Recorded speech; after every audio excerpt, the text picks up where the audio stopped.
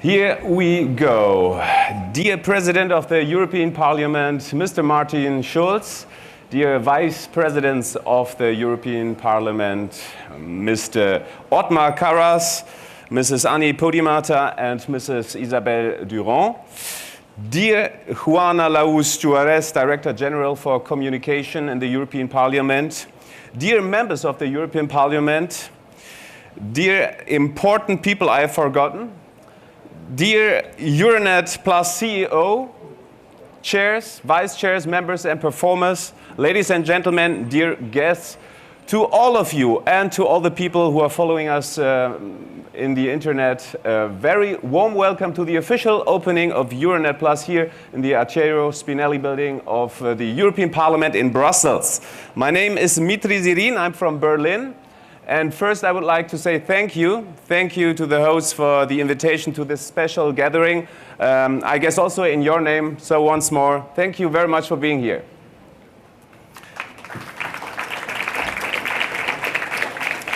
Yes, most of us just followed and I guess also have appreciated the pilot of the monthly Euranet Plus debate program. And it has taken place here before. And it was not only about reality of EU citizens or reality of EU officials, it was also about identity, European identity. And to strengthen this European identity, Euranet went on air in 2008 and now has changed into Euranet Plus. Later on, there will be people who are explaining you what this plus is all about, and these are people who definitely know more about it than me. Yeah, as you know, Euranet Plus, a few words for now, is a network of 13 private and public radio stations across the European Union, of course, editorially independent. And the main thing that they follow is, of course, to distribute EU news. And European news can be everything, can be science, can be gossip, can be politics, of course, politics, and this is all identity. And European identity, this is the topic for today's discussion here. European identity, the best way to spread that message, meanwhile to cause identity and to rouse interest, and of course the special role of the media. This is what we are going to discuss about in the next 90 minutes here, and we have very exciting guests and I look forward to it. It's a large and heavy theme, I know it, and that's why we divided it in 3 thematic blocks as they are. First, European public opinion and the role of the media. Second, the EU institution and their connection to the people. Third, EU affairs in the media and the options and obstacles. About all this, we will hear radio listeners, we will hear what they feel, what they think, listeners from radio stations which belong to the Euranet Plus network. We will watch some videos every now and then from EU citizens. We will hear what they think about Europe and what they wish for their future. And of course, as I already mentioned, we are streaming live in the internet, and every now and then we also have a closer look what's going on Facebook and on Twitter. But now the most important thing, we want your opinion, ladies and gentlemen. We want to make a special mood, and I saw it already. Most of you have a remote control. It looks like a remote control, but it's a voting machine. You can make decisions about very important questions, and later on I will discuss and I will explain it, how these machines are working. They can do really amazing things.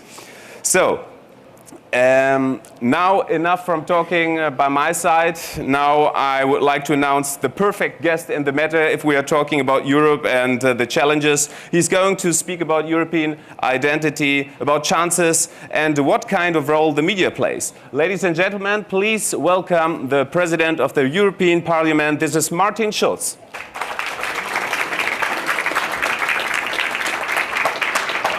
Hi. Thank you very much. Thank you, Mitri.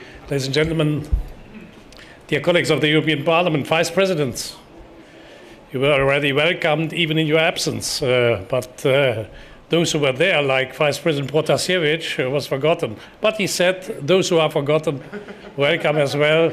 So dear colleagues, Thank you very much for your presence. Thank you very much for the opportunity to speak some minutes here to you in the moment of the Euranet Plus launching event. I think a very important moment for all of us. A very hot day outside. It is 36 degrees. 36 in Berlin it was. In Berlin, yeah. In Berlin it was 36. In Brussels, if it is in Berlin 36, it must be in Brussels 38. Because we are always a little bit ahead the national mood. Why it is so important, dear colleagues, and dear friends, ladies and gentlemen, dear guests. The real power of the European Parliament is completely different from the public perception. And there is a contradiction. Mitri, you as a journalist in Berlin, you know, as all the people who are working in the media frame, people, if you discuss with them on the street, they tell you 70% of the laws are coming from Brussels. If this is true, we must be the most important parliament of Europe. But if you call with the same people, you say, yeah, I know 70% of the laws are adopted in Brussels or are coming from Brussels, and you tell them in the European Parliament, oh, the European Parliament is not so important. But what's now?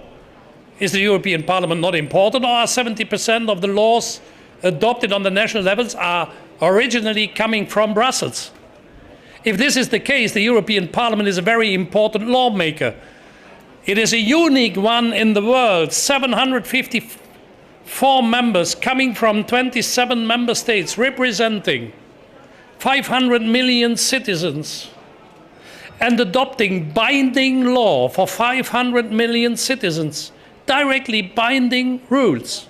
This is a unique parliament. This is nowhere else in the world existing such a parliament. The European Parliament is a unique place and a unique chance to install what we need in Europe, European democracy. We need more visibility, more transparency, more accountability. It is absolutely inadmissible that citizens in member states of the European Union think that the European Union is an anonymous power. Nobody knows who is responsible, but interfering directly in my daily life. And therefore, the media and we as parliamentarians, we have a common challenge. We must make what happens here, and we are the place here we are, is in the core. This is the core place of the European Parliament. The main axis of work in the European Parliament are crossing here, the cross point of this building. People must know who is doing what on the basis of which legal responsibility and to whom he is accountable.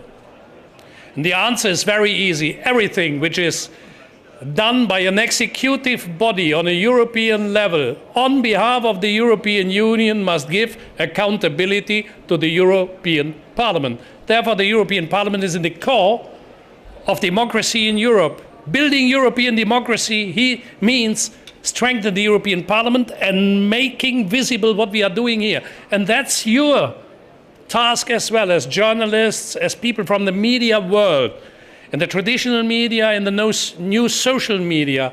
We have a common challenge to make visible what will happen during the next 11 months until the European election. To make it short, the next European election are different from the previous one. Article 17.7 of the treaty, the Lisbon Treaty, foresees the Council makes a proposal on the Commission's President to the Parliament on the basis of qualified majority after consulting the European Parliament and taking into account the result of the previous European election. What does it mean?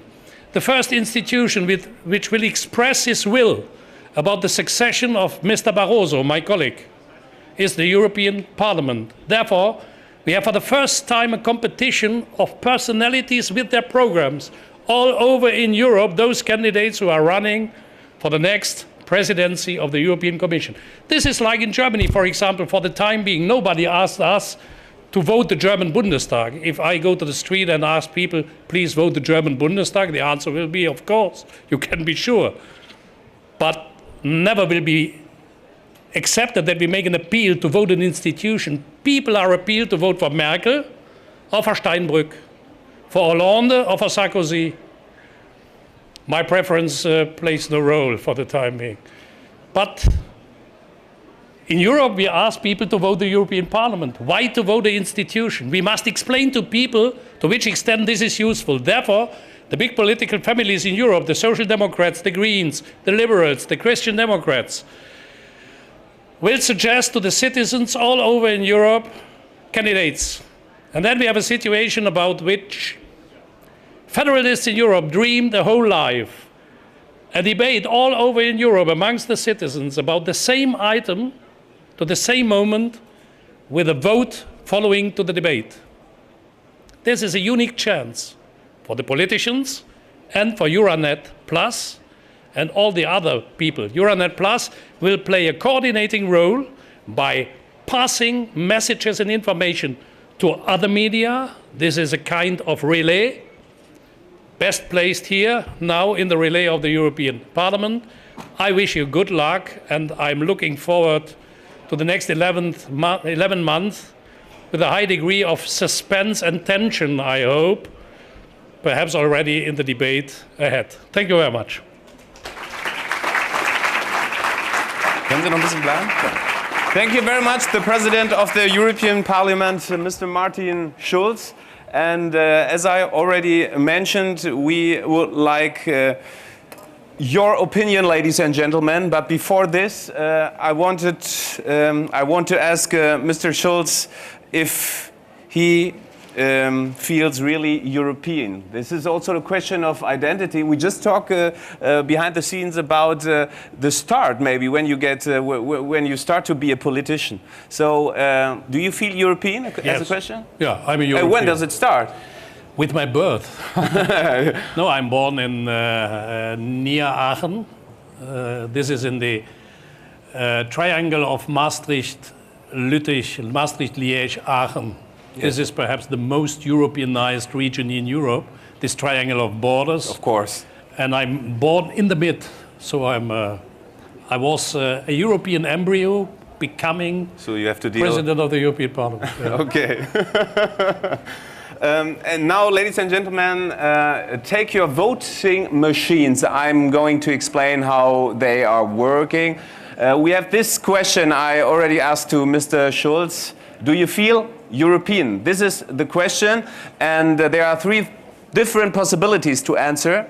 Yes, no, or I don't know. Three different possibilities. You push button 1 for yes, button 2 for no, and button 3 for I don't know. So, yes, I feel European, I don't feel European, and I don't know if I feel European because my mother gave birth to me not underneath of Aachen.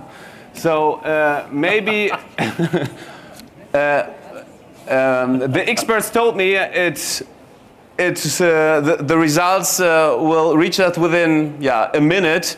I don't know how long it takes, but you have to ask yourself seriously, if it is like this. Did you make your decision, ladies and gentlemen? So now we want to see the results, and maybe you can look in the future. What do you think? Oh. So maybe a little comment by your side. I want to know who are the 9.4 and 6.3%. No, I think this is normal, that in the European Parliament, the 84.4% are feeling Europeans. This is not representative, I think, for the European Union as a whole. Do you have any persons, surveys? I have no concrete figures, but one of the privileges of my job is that I travel around Europe and I meet a lot of people all over in Europe. National and regional identity is strong. And there is a lot of people feeling, first of all, by the way, not only national, first of all regional. There's a lot of people that say, I'm first of all a Catalonian, or first of all a Scottish, or an English, or a Bavarian. And secondly, then a German or a Spanish. So I think at the end, there will be a majority feeling also European, not only European. Okay. Ladies and gentlemen, do you have any questions, any thoughts or comments for Mr. Schulz? Then raise up your hands. Our supporters will jump through the rows and hand a microphone to you. Now it's the best occasion to ask Mr. Schulz a question which burn under your nails maybe, I don't know. Are there any questions? We need the microphone here right next to us in the first row, please. Hi, maybe you can introduce yourself first. Hello, I'm Luis. I'm originally from Spain. I'm here representing the European Students' Forum. And I wanted to ask, regarding the next European Parliament elections, now that we see that young people especially have a very hard situation and are losing faith in Europe, is there something special prepared for the young people, targeted to young people for the next elections?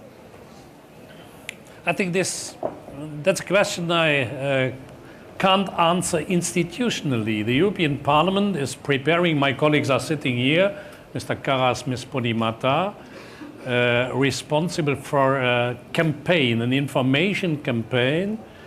And what I saw, as a humble president of the European Parliament, I'm not so important, so I was not directly involved in the presentation. But what I saw is at the end a very modern styled presentation of the necessary information to encourage people to vote.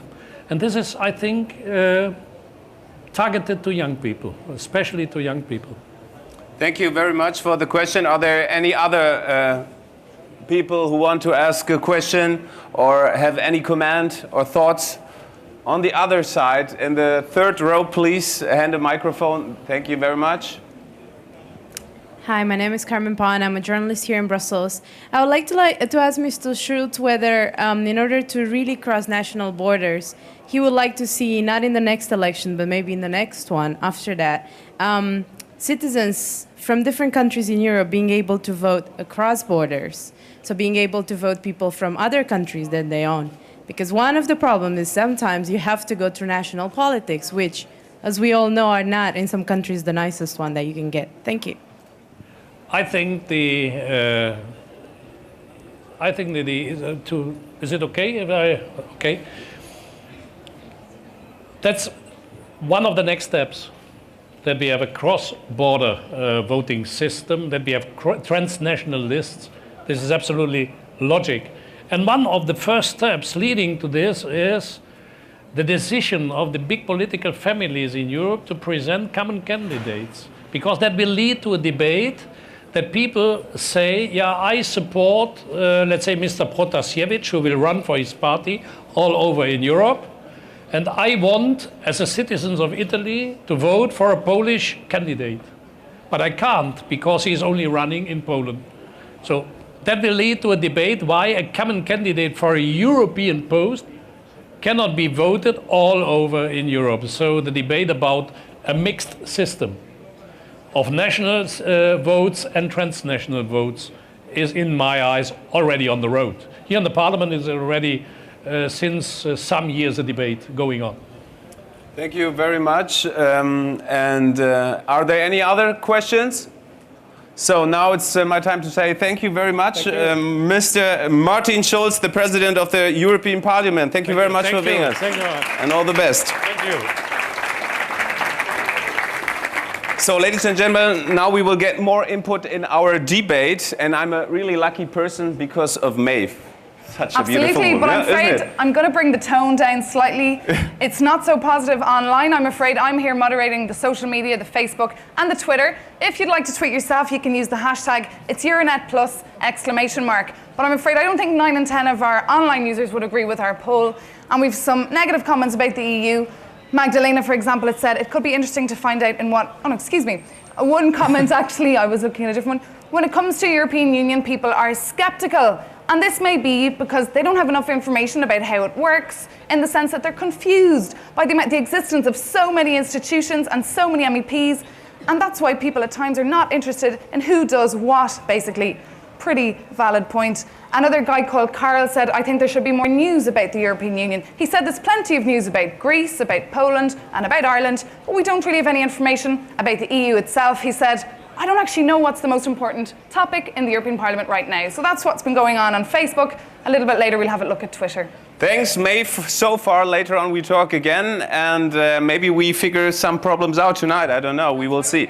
Yeah, I don't know how you see it, ladies and gentlemen, but it's quite characteristic nowadays that you hold all sorts of things for completely granted, everything completely natural. Of course, there's Europe. Of course, we all pay in one common currency, and of course, we freely travel around the European Union. But only if you have been dealing with the question why it is like this. Yeah, and who has been, what has been done to enable the citizens to enjoy this freedom? This is a remarkable question, and that's why I'm so excited to hear what our next person is going to talk about this, or to what we are going to hear in her speech. It's actually a question of communication, I guess, and now we say hello and we warmly welcome one of the vice presidents of the European Parliament. Please welcome now Anni Podimata, ladies and gentlemen.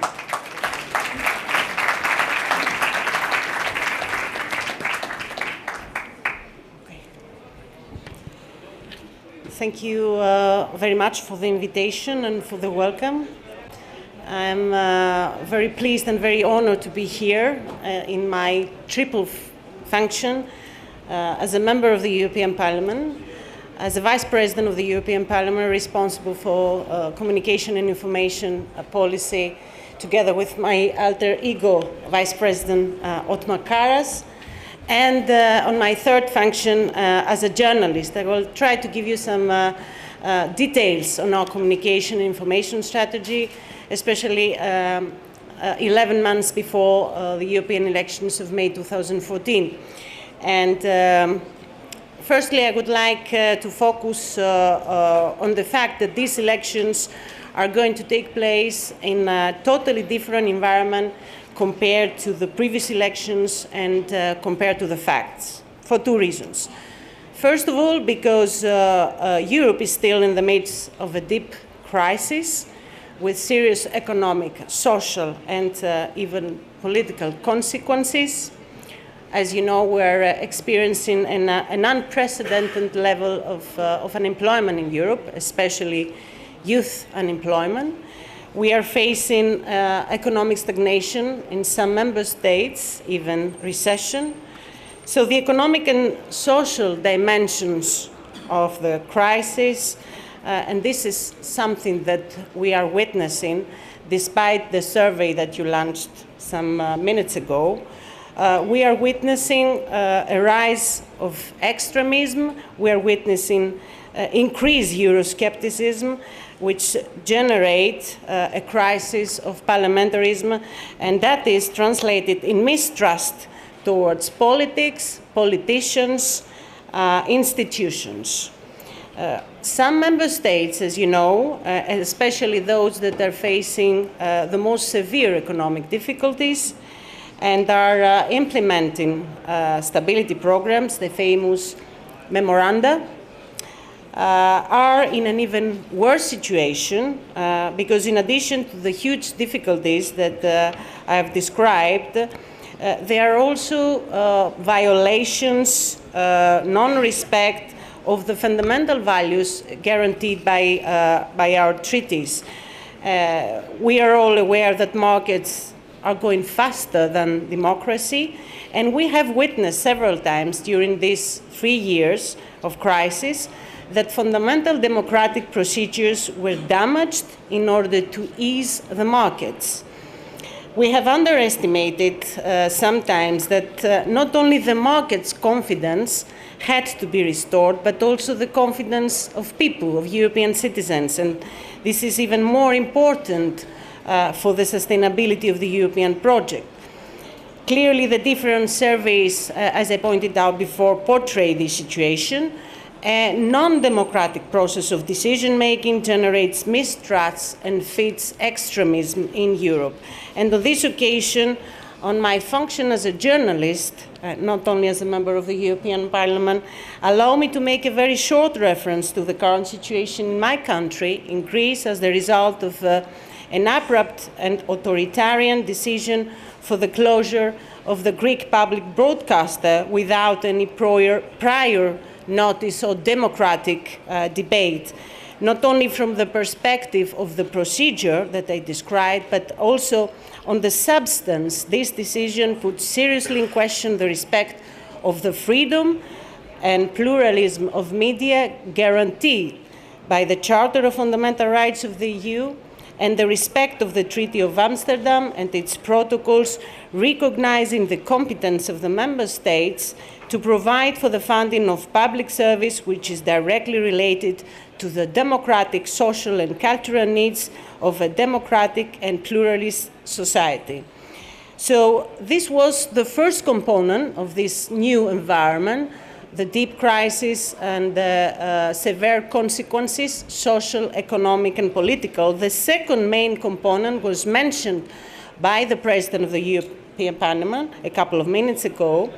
It's the new powers and the new role given to the European Parliament by the implementation of the Lisbon Treaty. And the combination of these two components, the environment of the crisis and the new powers attributed to the European Parliament, shows, in our view, that this time it's different, as one of our electoral slogans, the slogans for the institutional electoral campaign says. In 2 words, I think that we will have to deal with growing Euroscepticism on the one hand, and on the other hand, growing Europeanization of the elections due to the implementation of the Lisbon Treaty and the direct consequences of the parliamentary outcome of the elections on the composition of the executive, especially on the election of the new president of the European Commission. In this framework, I believe that we have to be very careful and we have to hold a campaign that will be modest, not flashy, and reflecting the difficult situation on the ground. Of course, the institutional campaign will be, as always, politically neutral, but it has also to reflect the political character of this House, of the European Parliament. And last point, equally important, I believe that taking into consideration the current circumstances, this time, much more than in the previous time, much more than before, we have to focus on a new way of communication, not only towards the citizens, to the citizens, but with the citizens. I believe that Europe doesn't only need a vote, but an active participation from its citizens. So you might think that this is easy to say, but difficult to do, and you're probably right. But again, as a journalist, as a member of the European Parliament, I strongly believe that if we combine forces, of course in full respect of our respective tasks and duties, I think that we may achieve a lot in having more informed, more active and more participative citizens that can embrace Europe and that can guarantee European project sustainability. Thank you very much. The President of the European Parliament, Anni Podimata, please join us here at the table. Thank you very much. We have already mentioned that media plays an important role and responsible role to transport European interests, a key position, I guess. And in this matter, we are very glad that there is Euranet Plus, the radio network that reaches 20 million listeners daily in 13 different languages. About opportunities, about challenges and obligations arising from it, we hear now Euranet Plus CEO warmly welcome Erlends Calabuig, ladies and gentlemen. But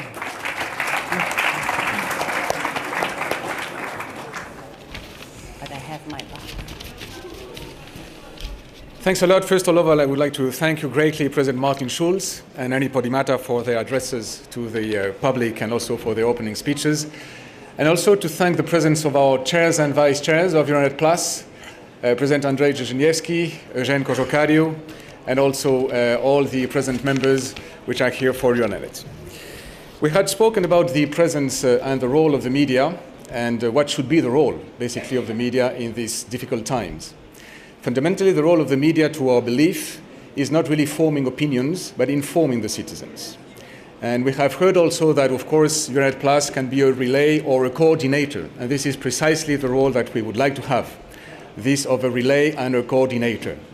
If we take the latest surveys, and notably the Eurobarometers, We just understand that, in fact, the citizen has a lot of information on Europe. He is in some way even fed up with some information about Europe because, in terms of quantity, things, of course, throughout the crisis have been growing and growing. But fundamentally, what he's looking for basically is quality and also diversity. And what we try to bring from Euranet Plus is precisely that. Try to bring some new clues of understanding, which really try to connect to the daily concerns of the citizens, and also to try to sparkle this sense of togetherness, which is in some way lacking. You were saying, Vice President Podimata, that of course there is some kind of missing link in the European citizens, in the sense that we should address and interact with them. This is fundamentally what we'd like to do throughout Euranet.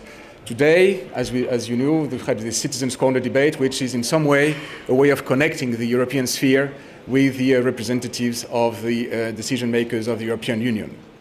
I will say a few words about Euranet Plus, which is starting now its second life after 5 years of contract. We had a second contract with the DG.com of the European Commission. And what exactly is the Plus in Euranet? The Plus in Euranet is here partly present. It's, of course, our news agency, which we are going to launch and has been launched on the 1st of April here in Brussels, with the intention of feeding the partners and feeding the members, the radio members of Euranet Plus, in a much better direct way, and also try to make them cooperate together. And this is the real dimension, trying to go beyond borders. It's very difficult to sparkle a sense of togetherness if we remain within national borders. And this is exactly what we try to go over, to try to go really in a more cooperative mode. I will just give a few figures. We have within Euranet Plus today 13 members, which are all leaders in their own markets. We have 13 countries represented, and we are broadcasting currently in 13 languages. How does it work? It works really with windows of programs which are within the radios of Euranet Plus. We're not reinventing audiences. We are just using the existing audiences where they are. And this is the strength of the model. We are in some way using the principle of subsidiarity. We are just believing that we don't have to reinvent things where they are already working. And of course, the audiences are already there. The only thing which is probably missing is this sense of togetherness. And this is the role that we are playing within Euranet Plus. We really believe that throughout this coordination, there is a better feeling of being European. Again, our goal is not convincing, neither persuading the European citizens. Our goal is really trying to foment in them a new understanding of being a European citizen. The talent of the politics is, of course, to persuade, to seduce around a common goal. But fundamentally, our role is really being a relay, as President Schulz was mentioning, a coordinator, some kind of resonance chamber in terms of news, and trying to fill this missing link between the European institutions and the European citizens. You will see now in our screens the Plus of Euranet Plus, which are these studios that we are launching now very close from here in the Residence Palace. And we already had started very actively throughout interviews of some of you also already present here. We also are looking forward to see all of you in the studios quite soon. We thank, of course, also the presence of our academic partners here in this assembly, and notably Professor Adamowski. We are very glad each time we have a cooperation with universities, and we see, of course, that throughout the students here present, there is a nice interaction which is going on, and this is really what we are looking forward, trying to create a new pan-European dimension of the European institutions throughout participation and a more diverse coverage of EU news. Thank you. The CEO of Euranet Plus. Please have a seat on the opposite side, Erlends, Calabuig. We are streaming live in the internet, ladies and gentlemen. And if you have any questions for Erlends, Calabuig or for Anni Podimata, you just give us a sign and we bring you in the game. It's no problem. So there are a question over there. Maybe you can hand the microphone. Thank you very much. I'm Roxana Persha from from Babeș-Bolyai University, from Cluj-Napoca, Romania. I have a question regarding how news are approached in the fact that journalists, first of all, have to understand the European language in order to convey the information to the audience. So I wanted to ask you, sorry, in what way do you think that media can change the Euroscepticism among the citizens? Do they need another structure, or do they need some support in order to cover the news from the European Parliament? Because some media outlets don't afford to have reporters here. So. Okay, we got the question. Thank you very much. So who wants to answer, maybe? Well, you know, I can say that we can urge more and more media, especially if we're talking about radios, to join Euranet. This is a way, you know, to build togetherness, to work on a cross-border way to discover Europe, to discover the common European ground. And I think that through this coordination, collaboration, through these kind of networks, this misunderstanding of the European language that you mentioned can be reduced, can be overcome, and focus to what we have together in Europe, and not to perceptions that have national dominances. Okay. Yes, well, I think that our feeling within Euranet Plus is that the role that we are having is a European public mission. Why is it so? Because we believe that if you leave it to the laws of supply and demand, the tendencies in the medias are going to things which are easy catch, things which are really either spectacular, either polemic, either, I would say, really very easy to sell. And this requires an additional effort. And of course, financing is, of course, always key to that. That means that to our view, this is perfectly something which has to be brought at European level, because it kind of, you know, remedies to a missing link within the European coverage. But thank you for the question, the lady from Romania. And now we want to have a closer look on what's going on in the internet. Maeve, you support us with all this stuff, so what is going on? Yeah, we've moved on from Facebook. We're going to have a look at our Twitter wall. We have a question for the MEP, Anni Podimata. How should the EU use media to convince Eurosceptics? That's a question coming from Carl. A comment from Pietrek for Martin Schulz. He said the decision process needs to be more simple, that citizens just don't understand sometimes what's being discussed. That's a point that was already brought up earlier. And then we have a question from Katarzyna, excuse my pronunciation. She says, Euranet Plus news agency is just being launched in Brussels. The focus is European identity, but does it really exist, and how can we foster it? Maybe you can comment it, Anni Podimata. Very briefly, as we are running out of time. Yeah. Thank you very much, Maeve. Well, you know, the question of the European identity, it has been dealt in the past, not in a very successful way, I must say, with great regret. But I think that taking the lessons of the current situations, of the current crisis, probably this is the moment to relaunch the debate regarding the European identity. And in order to make the link with the role of the media, again, I believe that networks of collaboration between European medias, as it is the Euranet, can contribute a lot in build this kind of European identity. Maeve, is there anything? One brief question for the CEO of Euranet Plus. What is the role of Euranet Plus in involving citizens into EU matters? I know that Euranet Plus, they have all the 13 radios have their very own Facebook page. But what would your answer be to that question? Well, we are looking for interaction very systematically, and of course the young targets, the young audience targets, are something that we are definitely trying to reach throughout debates, because we see that in terms of consumption of media, they have different habits. I mean, you don't have to go through regular formats, you don't have to go through long formats. We really have to go through other ways of communicating with them. It's not easy. It's not easy, and this is also why we organize on a monthly basis debates, and we are really looking forward to have new multimedia formats which are much more aimed at the younger generations through the social networks and so on and so forth. So fundamentally, we have different ways of reaching different publics, but definitely the younger audiences are now to be reached through the social media and Twitter and etc. what we're doing here, by the way, and this is exactly the way to go. Thank you so far, Maeve. Also, thank you very much. So our first chapter, European public opinion and the role of the media, comes slowly to an end. But I want maybe kind of a final statement from you both. And the role of the media. A lot of people say it's so complicated, the whole EU, all the institutions. Is it a main task of the media to make it more easy? Yes. Well, I think that the media can contribute a lot. Make something easy, which isn't easy. It's mainly our responsibility. I think sometimes I have to acknowledge that even in between us, European lawmakers have difficulties in identifying the so-called European argot, the European language. So we can understand that for the European citizens it's much more complicated.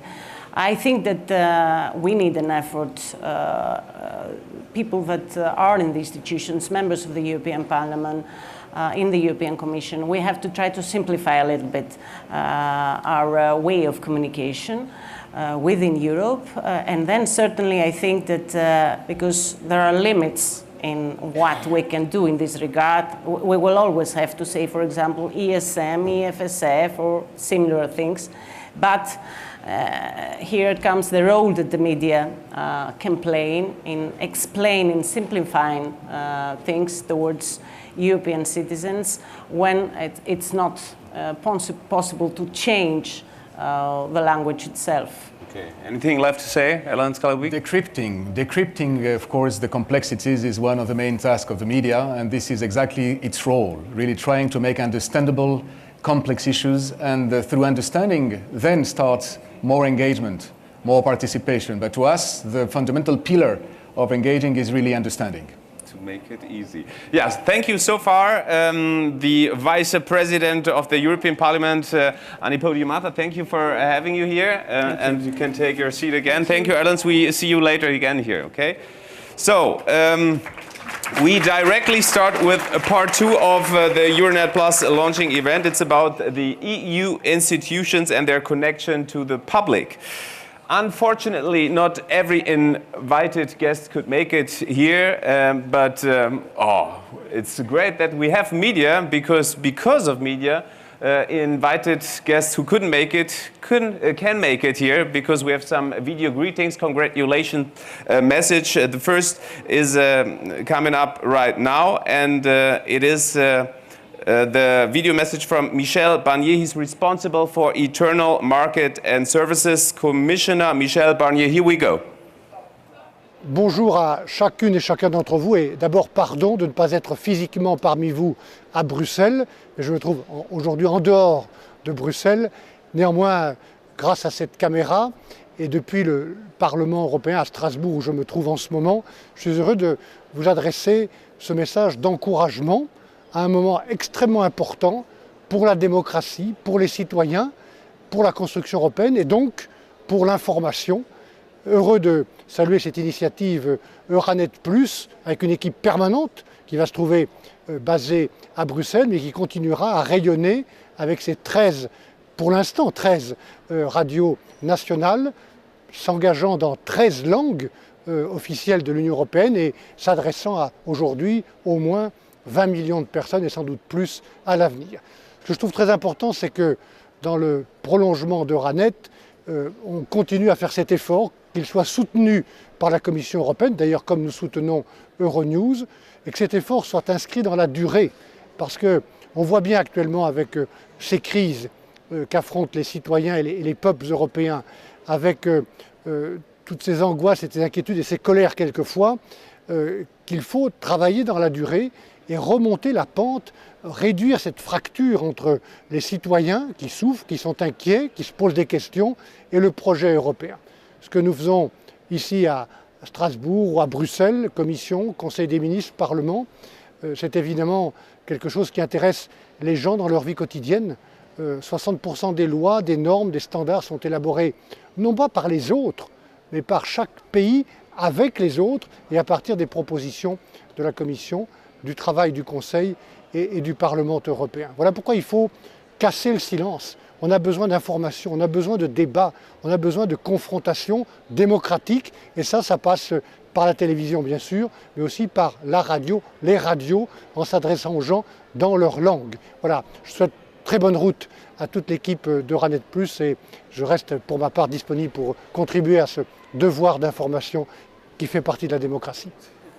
Yeah, thank you very much, Commissioner Michel Barnier, with his congratulation message for Euranet Plus for the launching tonight.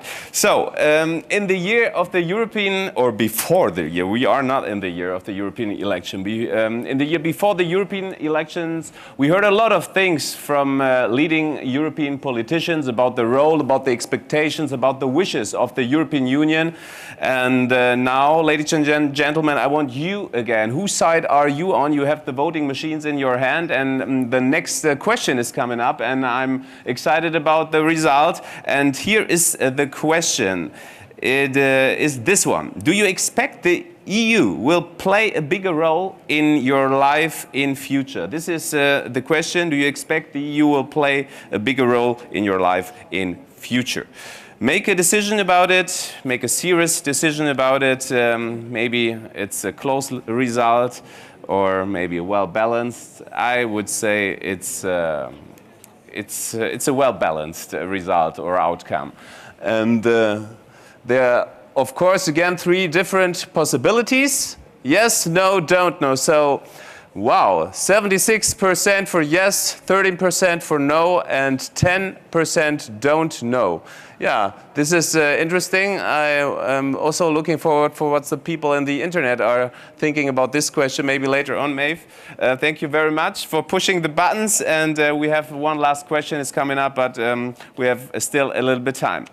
You know, many people still think EU politicians always make it among themselves. We heard about this, and there are many cliches. What the hell are they doing all day long in Brussels? They earn a lot of money, and when it starts to get serious, they start to discuss about the weight and size of tomatoes or cucumbers. That's the most popular cliches. And what can be done to overcome these cliches and to get it more serious? This is what we asked so many people. And most of the people we met, they were really very positive. They were positive thinking. We start with some videos from Greece and then from Germany. Here we go.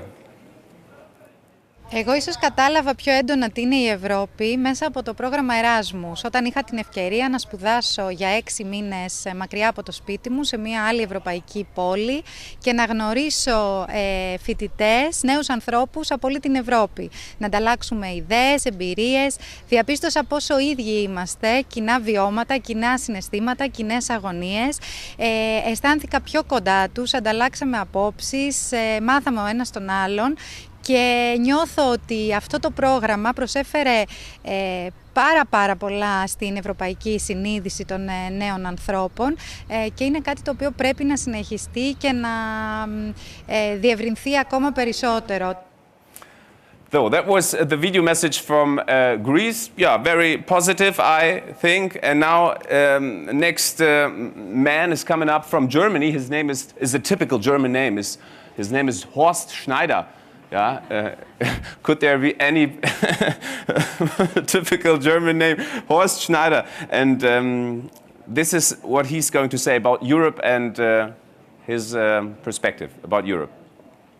Ja, Europa, muss ich sagen, war für uns damals als junge Leute war jedes einzelne Land Europe in former times meant every country was separated. Now we are more one. In former times we had inhibitions to talk to each other, to English people, for example, or Italians. Nowadays everything is much easier. I feel myself as a European. Ich fühle mich auch als Europäer in dem Sinne. In some countries they have a crisis, but I have the feeling it's made by the politicians, the crisis. My personal advantage is when I drive through by car. There are no more borders, no more controlling. That is really an advantage. positive statement from Horst Schneider. I love his name. Horst Schneider from Germany. And yeah, that's life in Europe, partly. Some people see the freedom which is guaranteed by the EU, and they want to preserve this freedom, and maybe unconsciously or consciously, I don't know, the present global economic importance of the EU in the world. On the other side, there are a lot of citizens who are suffering from the crisis, and for them it seems the EU is to blame. And I guess, or I think, Othmar Karas have heard it 1,000 times, and now we are going to listen to him. Please give it up for one of the vice presidents of the European Parliament. Here's Othmar Karas, ladies and gentlemen.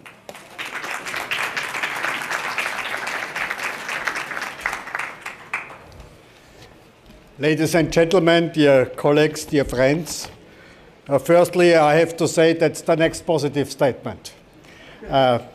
And I will say on the beginning, President Schulz mentioned this time is different.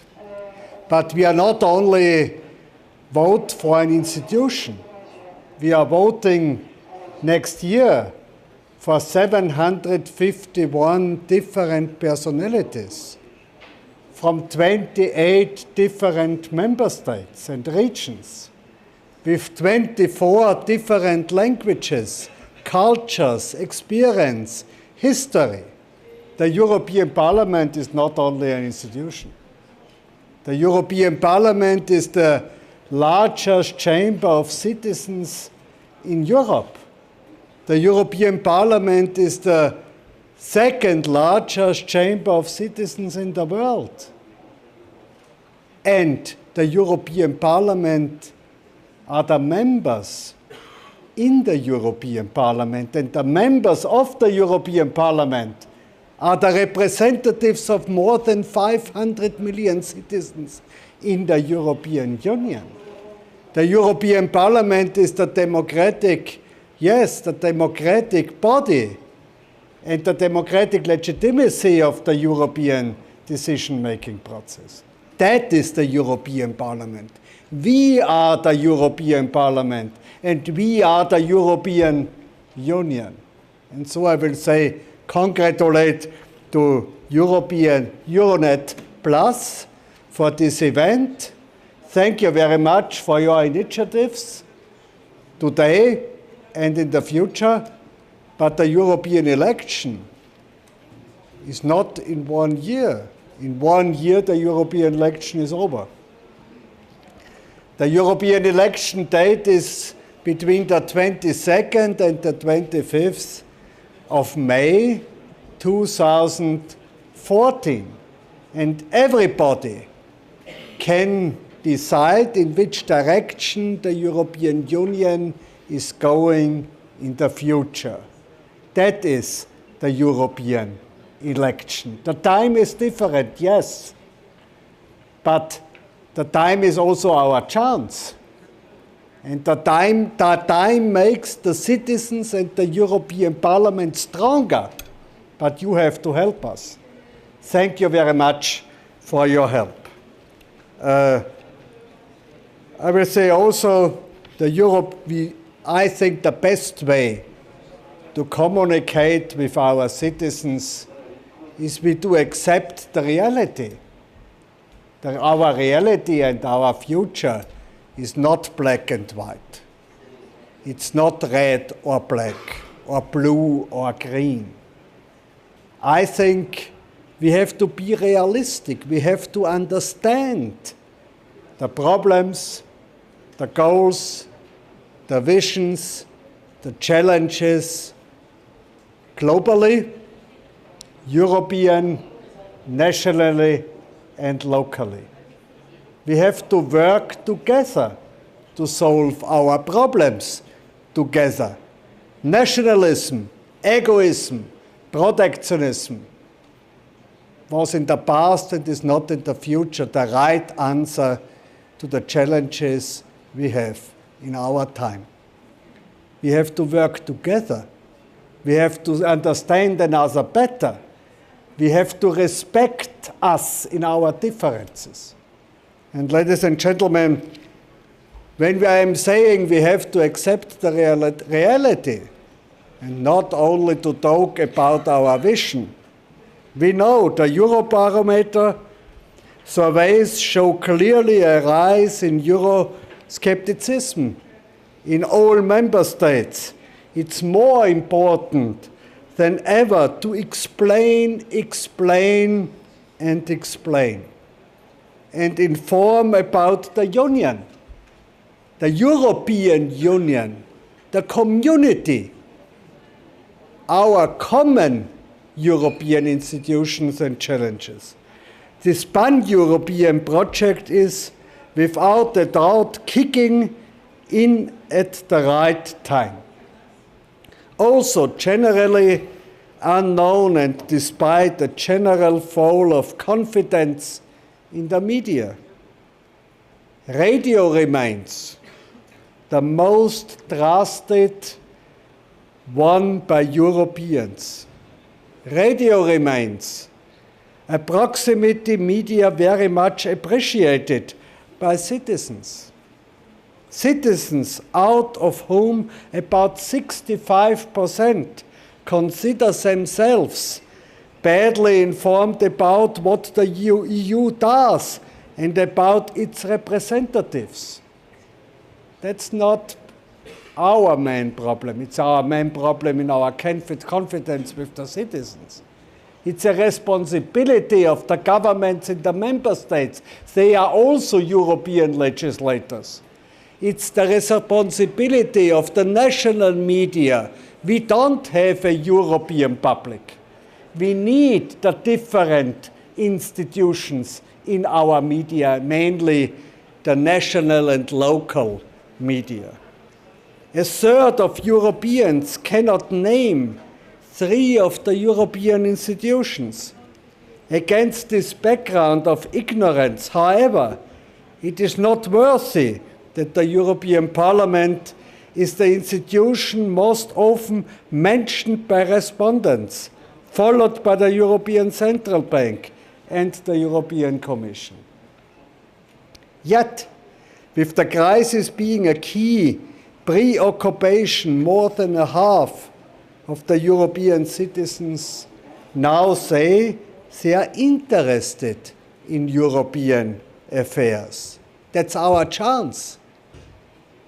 Could this be seen as a consequence of the Europeanization of political debates held during recent national elections?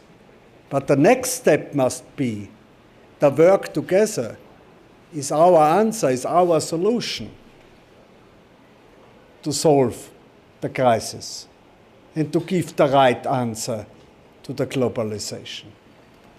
Citizens wish more and more to act, and our next logo will be for the next year: act, react, impact. That is our answer. The answer not of the Parliament as an institution. Our answer as citizens to react, to act, to impact at the next election of the European Parliament. Radio provides for this interactivity.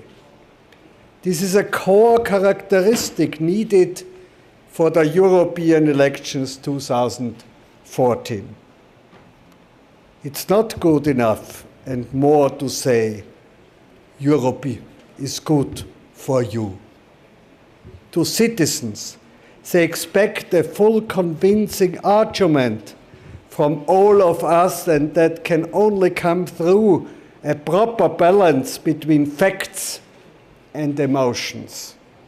Objective reporting on EU affairs is a responsibility of the media, and passionate, proactive advocacy for the European project is a mandate for us politicians, elected members of the Parliament, who believe and promote the European Union integration project. It's also a responsibility of those politicians who want a different model to come forward and explain their position. But the media needs to be objective.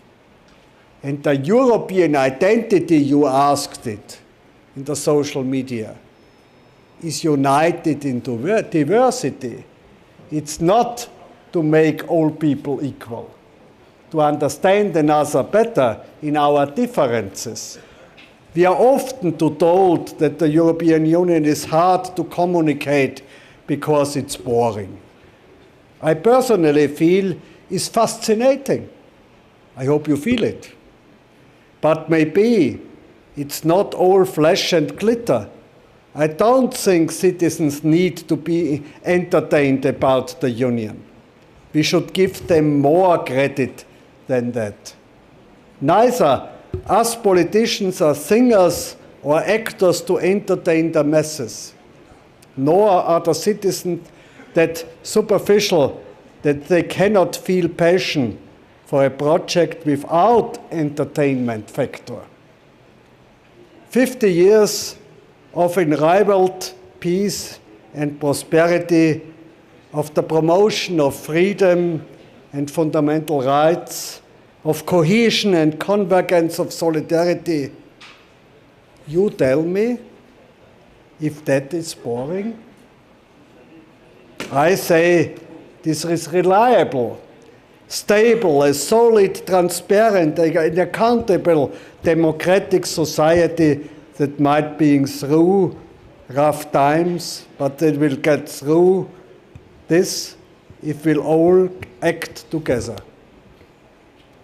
An encouraging sign is that almost 3/5 believe that the best way to make their voice heard is to vote in the European election 2014. Euranet Plus, with its 13 channels in 12 different member states, and with a daily audience of 20 million listeners, represents a joint effort to build up in Brussels and in the member states a truly European media sphere. The project has counted with the firm support of many members of this House, and in these times when information is more needed than ever, we wish them a lot of success. We need your help. We need your involvement. Please build the bridge between the citizens, the parliamentarians, and the European institutions. We have to work together. Only together we can solve our common problems. Ottmar Karas, please have a seat. Bitte kommen Sie an den Tisch. Ottmar Karas, Vice President of the European Parliament, and I think it's always interesting and enriches the discussion when people from all over Europe discuss about Europe, of course, and the problems and challenges. Now we've heard maybe a little bit also the Austrian view on Europe must be like this, or?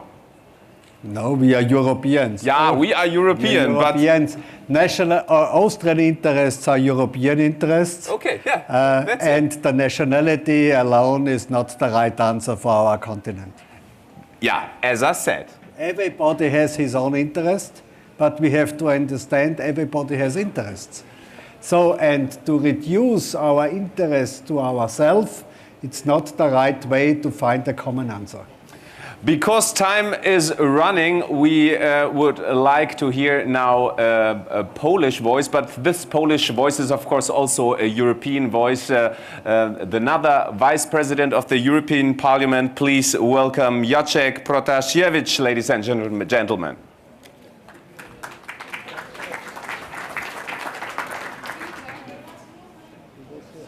He was, okay. Then, no problem, no problem. It's a thing of communication, maybe. Just, or assume the EU would be a product and an advertising agency must sell it. So, which words do the advertising agency will find for this product? Maybe it's everything a question of communication, and we just talked about it to make everything easier, yeah? To bring the message across, to feel the passion and love. Is it possible? Yes. Yeah, the politician says yes. What about the EU citizens? I don't know. Maybe it's a question of communication, and that's why we have to hear an expert in terms of communication, and that's why I say, please welcome Director General for Communication now, Juana Laúz, ladies and gentlemen.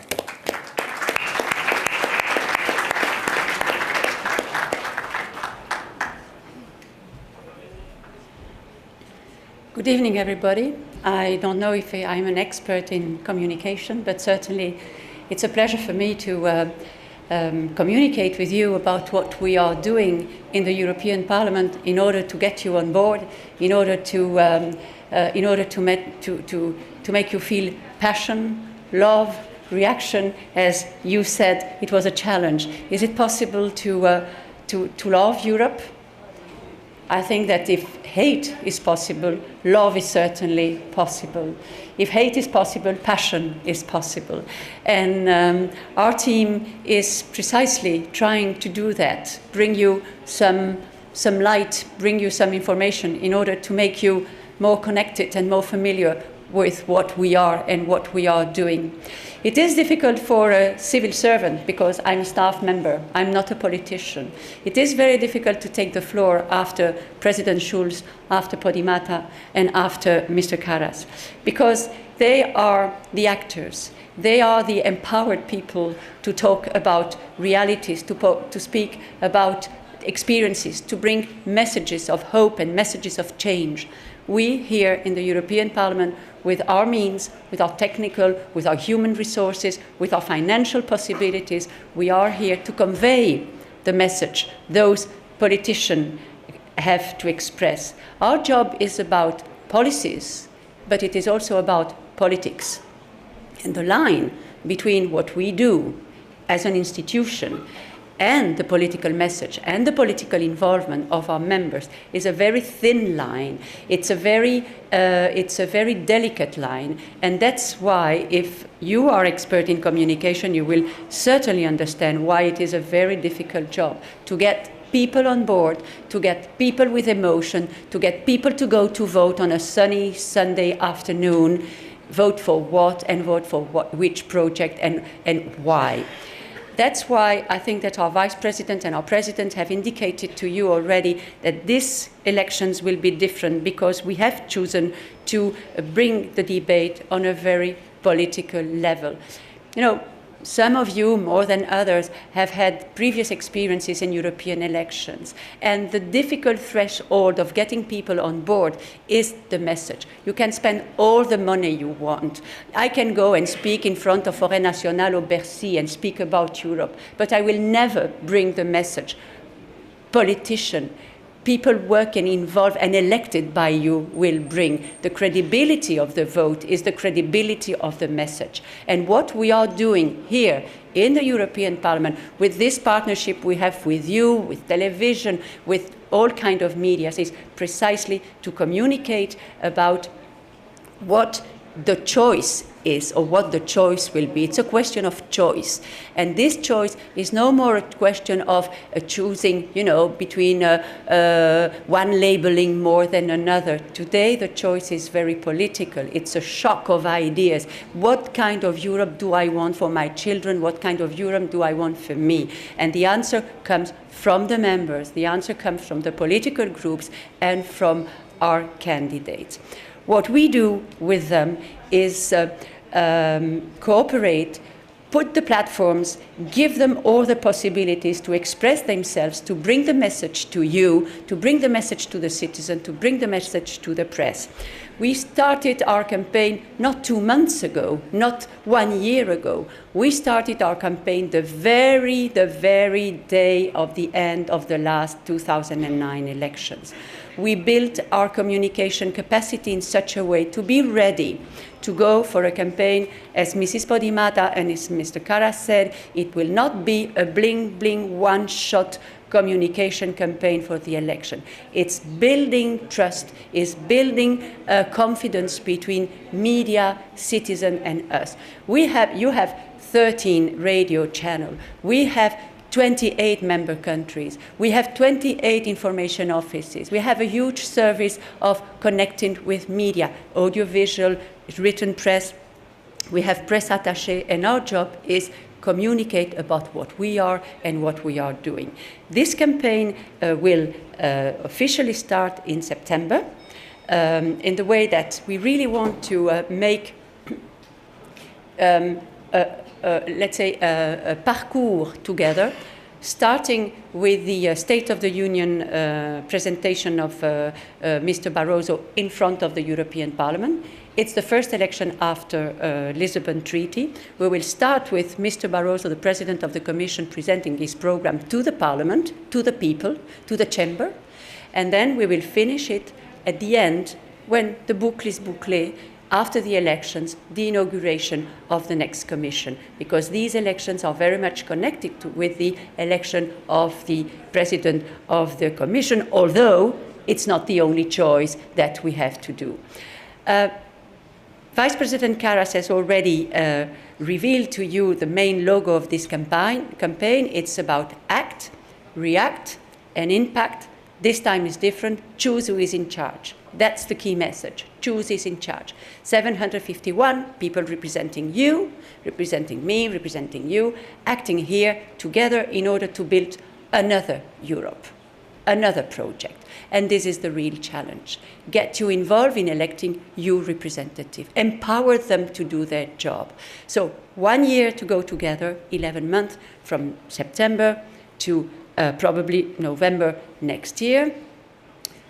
Usual communication tools, a lot of social media. You know that the Parliament is pioneer in social media communication with the citizen. We started already in 2009. We will increase this potential and this strength we have. For our partners, media or stakeholders, we are developing a download center where we put all the information, the pictures, the graphics and so on, in order to give you the possibility to benefit from what we are doing.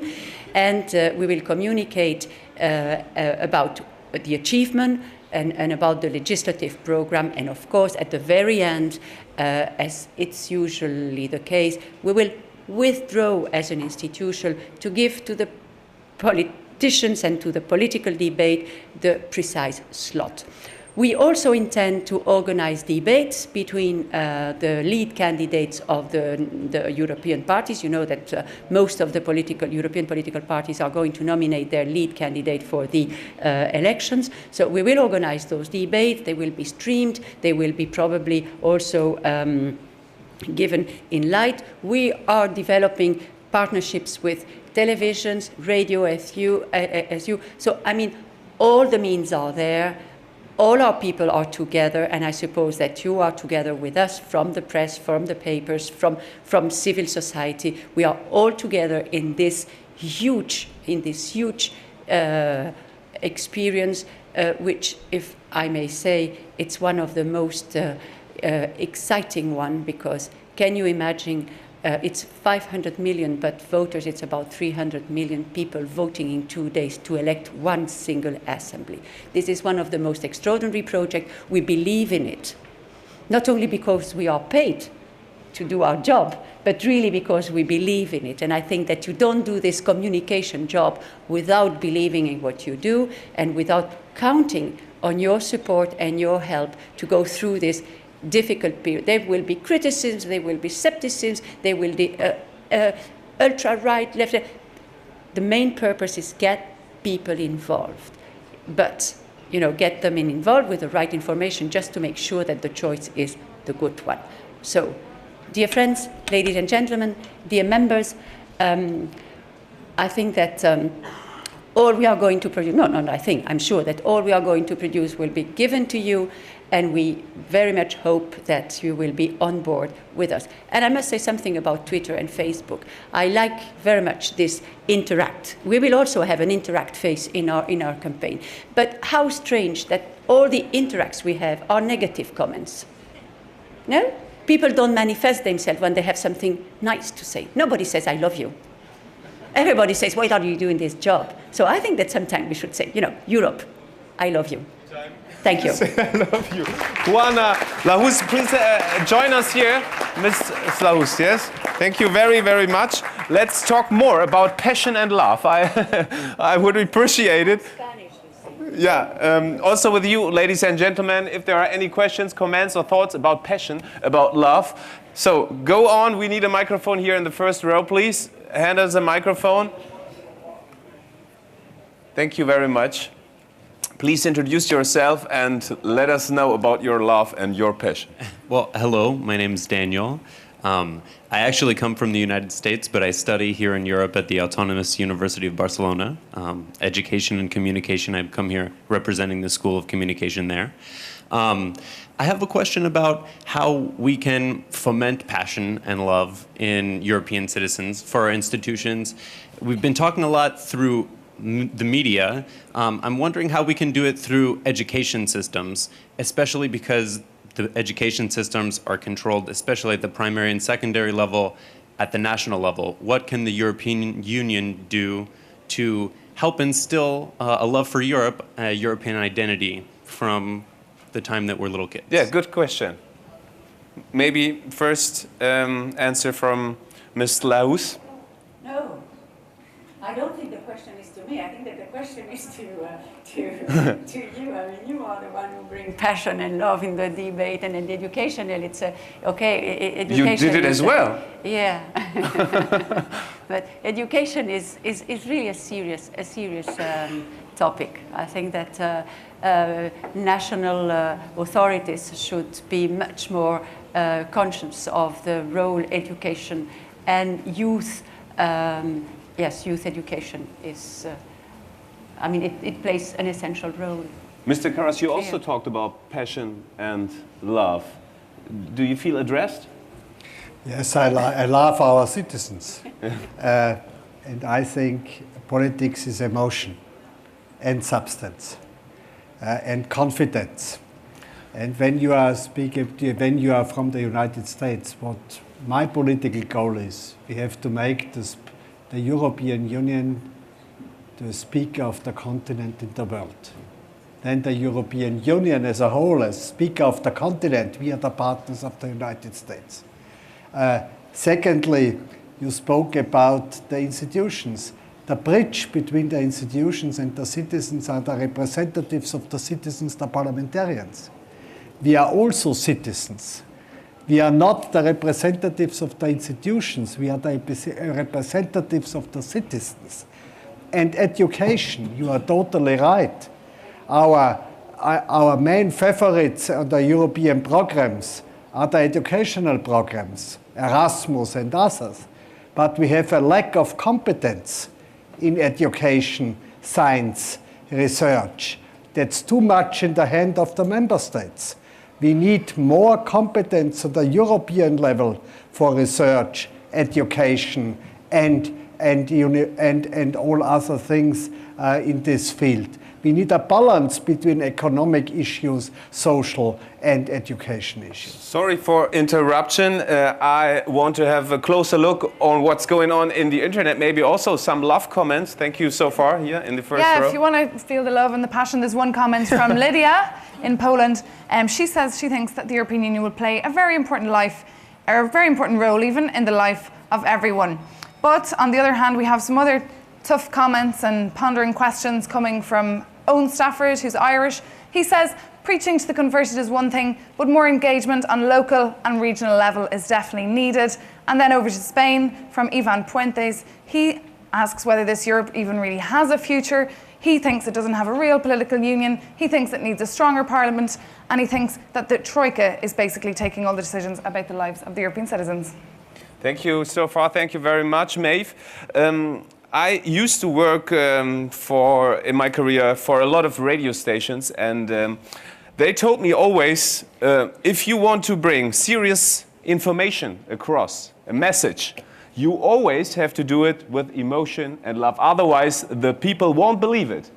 So if we talk about Euroscepticism, is there something wrong in the coverage? My question to you both. Yes, it is. But this is one reason. I think we are communicating. What exactly? That the national parliaments, the national governments, the national media are not communicating the European issues in the right way. They are playing a national game against the European Union, and the European Union is defending the European politics against the national politics.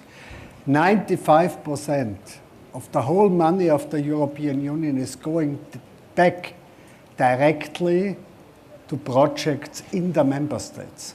The European Union, our work is present at home in all local regions, directly at the citizens. And I think it is important to say very clearly who is competent for what. And we have also to say, I understand the citizens. All member states are involved in all European decisions. There is not a question Brussels or Malta, Brussels or Austria. It's always the question everybody alone or all together. And when we understand we are Europe, and that is not Europe or member states, then we have this understanding we are involved in the decision-making process. I think that is the open door for an emotional experience and emotional discussion between European Union and the citizens. Thank you. Mr. Karas, anything left to say by your side? No. Then thank you very much for having you, the Vice President of the European Parliament, Mr. Karas, and Director General for Communication in European Parliament, Juana Lauz. Thank you very much for having you, and enjoy the evening.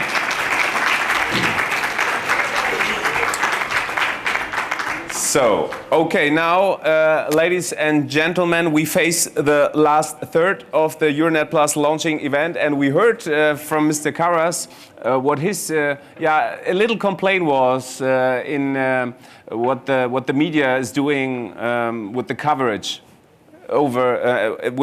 from the EU, and maybe also the crisis, maybe too much crisis and less success what the EU is doing. And the focus is on EU affairs in our last third. EU affairs in the media and options and obstacles. This is very, very important.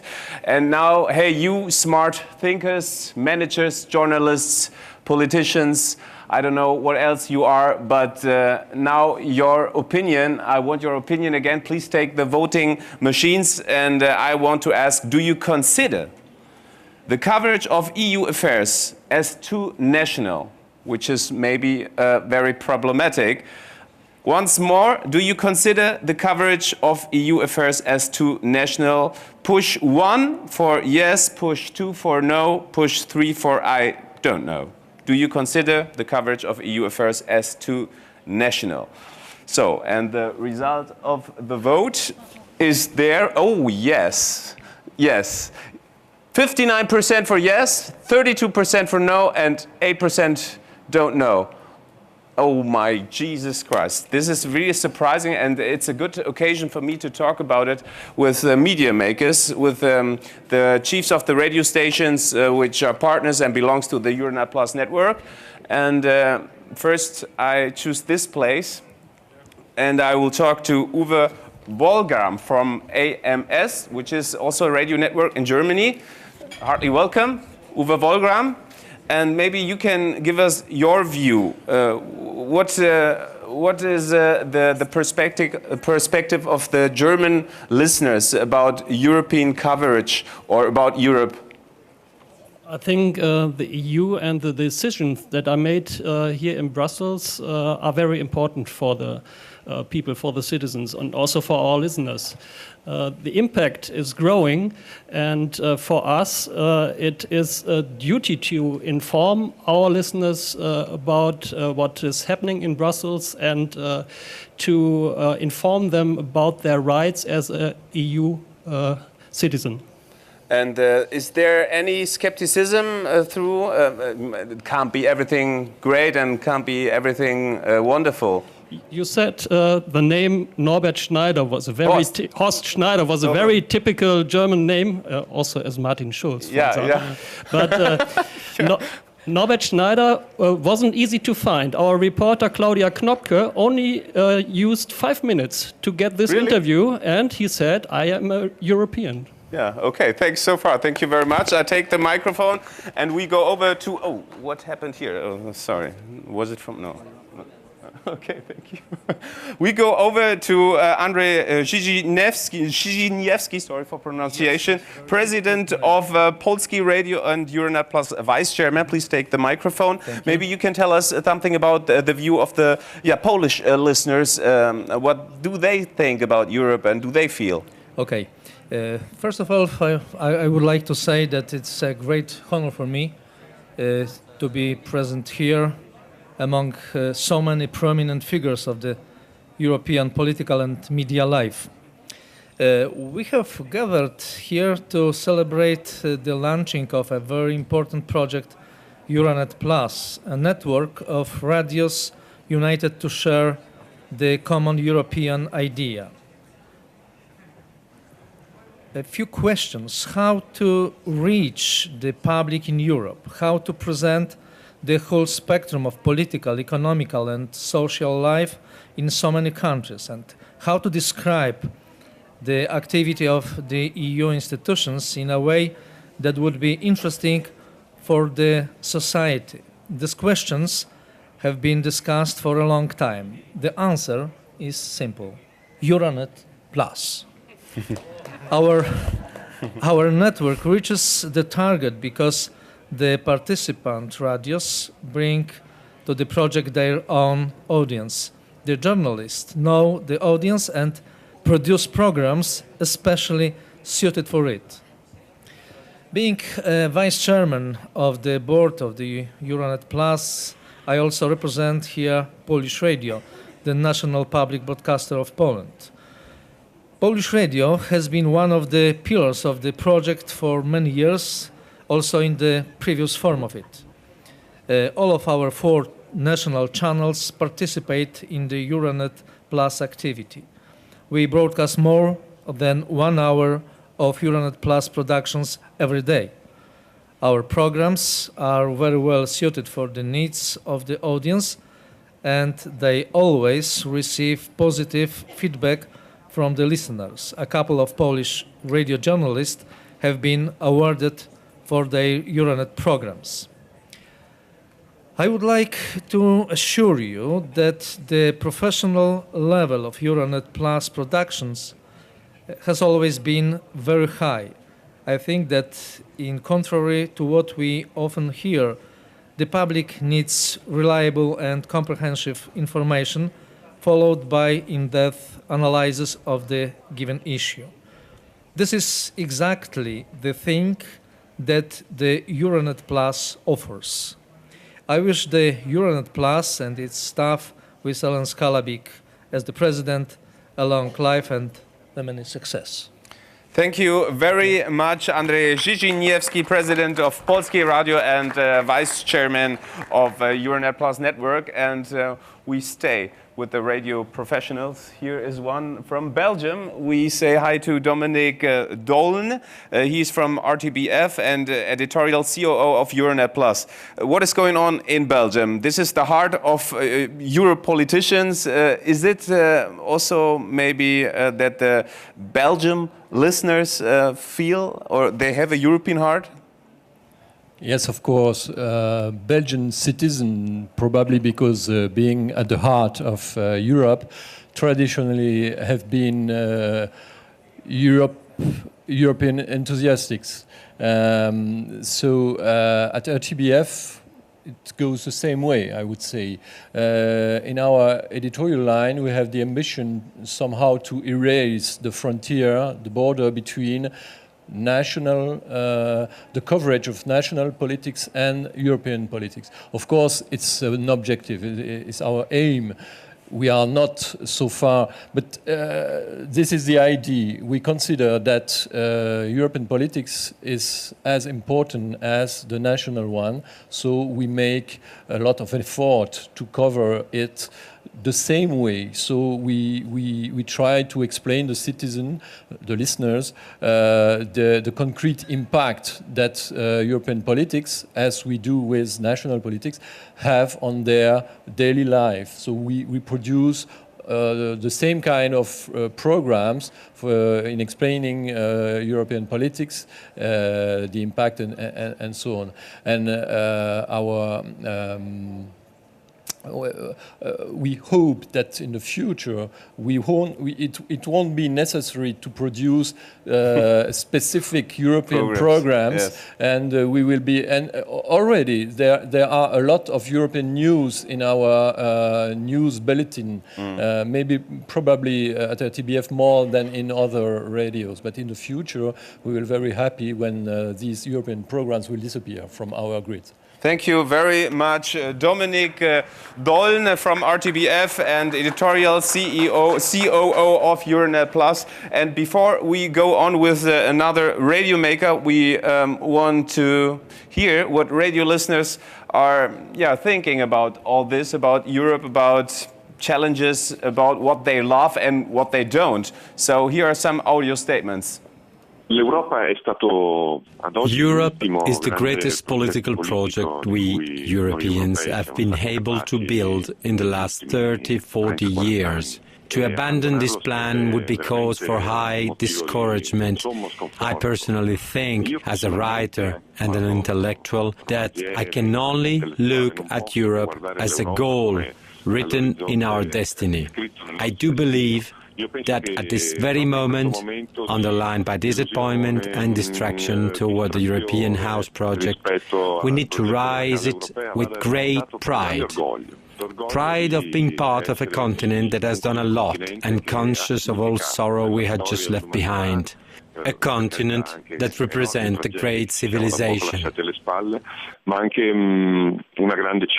Solidaritatea la nivel conceptual, cam asta vrea să reprezinte Uniunea Europeană. La nivel de state... The solidarity exists in theory. It is what European Union wants to represent. Between the countries we can talk about it more or less, but as people it does not seem to me that it is solidarity between the citizens of different countries. I mean, I don't know how much solidarity a Frenchman will show in his country to a Romanian in need. We have a big difference of life level between the Eastern Europe and the Western Europe, and in general, solidarity appears between people with similar needs who try to associate in order to solve their problems. But we cannot speak of solidarity, let's say, between Great Britain and Romania, at least from my point of view. Solidaritate dintre Marea Britanie și România, cel puțin din punctul meu de vedere. That was it? Yes, that was it. And now we have another radio maker. We heartily welcome Eugen Coiaraciu, head of Radio Romania International and Euranet Plus vice chair. Heartily welcome. Hi. Now we just heard some listeners, radio listeners, and it was a partly intellectual view on Europe. How is it in Romania? It is not forbidden to think intellectual about Europe. No, it's not forbidden, but okay. It was just to get the whole view, maybe. Okay.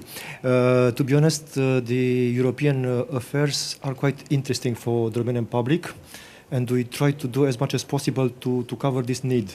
That's why Radio Romania is involved in this kind of project, Euranet and Euranet Plus, since the beginning, since 2008, because our president, our board of administration are committed and fully open to this kind of European cooperation, because this kind of cooperation, Euranet Plus, is perfectly in line with our mission, public service. So we are obliged to inform, and we do this fast, clear, in a concise way. We try to explain to our listeners, who are our taxpayers, in fact, the decisions of the European institutions, Commission, Parliament, and the other institutions. And we provide on almost all our stations news, analysis, debates, interviews, reports, and most important, vox pops. So we ask the opinion of the listeners as much as possible, because they have to testify about what they have understood, which were the effects of the European policies in their lives. This is important for us to ask the opinion of our listeners. As a media man, I want to ask you, what do you think about the coverage of the EU? Can it be improved?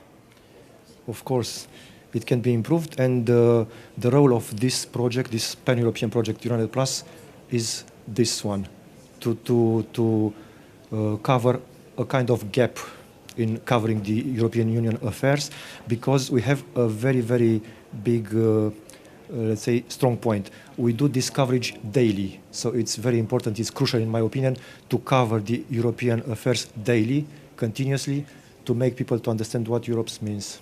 Thank you very much, and now help me by pronouncing your name. Eugene is correct? Eugen Cojocariu. Yeah, of course. Thank you very much. Thank you. Now I would like to go to Maeve again. So what happened in the internet during our talk? Well, regarding that question, or whether or not you think that coverage of the EU affairs is too national or not, we have a variety of opinions, in fact. Carl says no, because we need to talk about national problems. He reckons that each country is very different, so it's important to show national affairs. But on the other hand, Magdalena Sack, she says, unfortunately, yes. Sometimes media forgets that Europe is our common interest, and not only national interests are important. Joanna agrees and says yes. And then finally, another Magdalena says she thinks there should be a better balance between EU topics, considering Europe as total, and EU topics are more important for individual countries. Or she basically says that both are very important for people. Thank you very much, Maeve. Maybe one final statement in the end. Please, yeah. We want to talk to Erlends Calabuig again. Please join me here at the table, the CEO of Euranet Plus. And also, we just talked in the last half hour about the media's role and how can it be improved, or how should it be improved. What do you think? Should it be more personal and more emotional? And if yes, how should it work? Well, definitely, reaching the emotions, as we said, and several participants have stressed, is quite important. We're missing soul and feelings about Europe. The project needs, of course, to be engaged in such a way that emotions are restored. But this is, of course, as we said, firstly the task of the politicians, but also in some way of the media, of making accessible news, understandable news, and also entertaining news. You know, being serious is not necessarily being boring. And of course, this is a way also of reaching the public. Is it only a media thing, or can the politicians also make their parts? Our field of legitimacy as the media is informing. The politicians have to seduce, also to persuade, and this is also part of the story. There is today still lack of seduction in the future of Europe, and this is probably a missing link. Yeah, you say it because I just wanted to ask this question: does the EU may suffer from the inability, from the inability to express what they really want to say? It's a complex world. Very clearly, when we see the comments of all the listeners or the surfers or tweeting people, I mean, we really see that the lack of understanding fundamentally. There is no clear direction. We don't have the feeling as citizens, firstly, as we are all citizens, we don't have the feeling of, okay, we have a clear vision where we go. Complexities are there, definitely, but at the same time, there's a part of dream which has to be restored. And of course, media have a part in that way, can also try to contribute to some kind of, of dreaming vision, but of course the role is necessarily bringing clues of understanding. Okay, thank you so far. And maybe you can do a final statement, which essence you can take out of this event and all the statements you've heard from the politicians and the radio makers. Yes, first of all, I would really thank you again, all the Yes, yeah, of course, please. I hand you my microphone. Okay, no, it's okay. Thank you.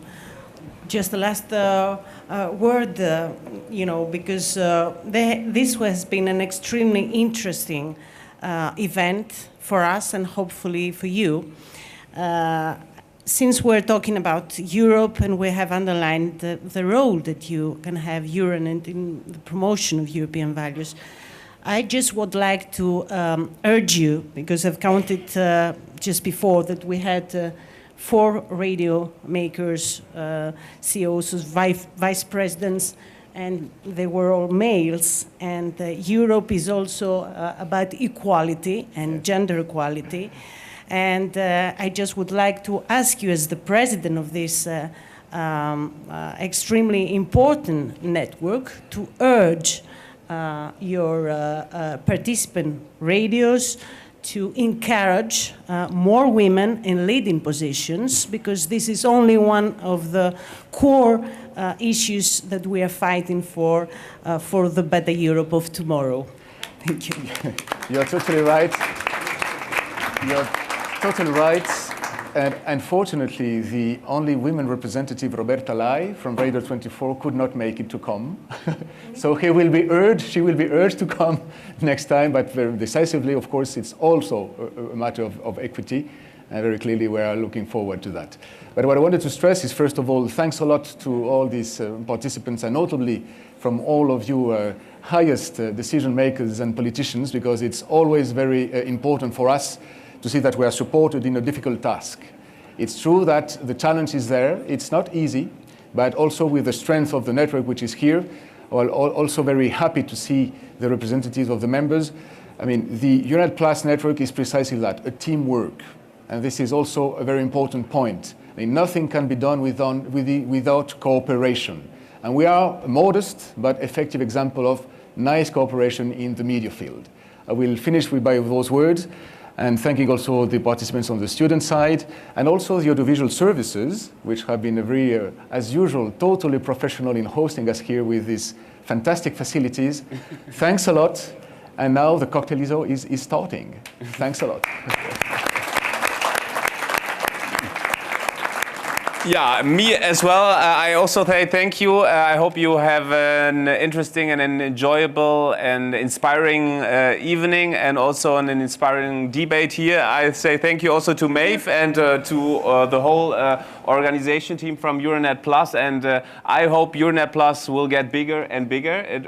It's really important thing. And main message from my side: go and vote next year. Thank you very much. Thank you.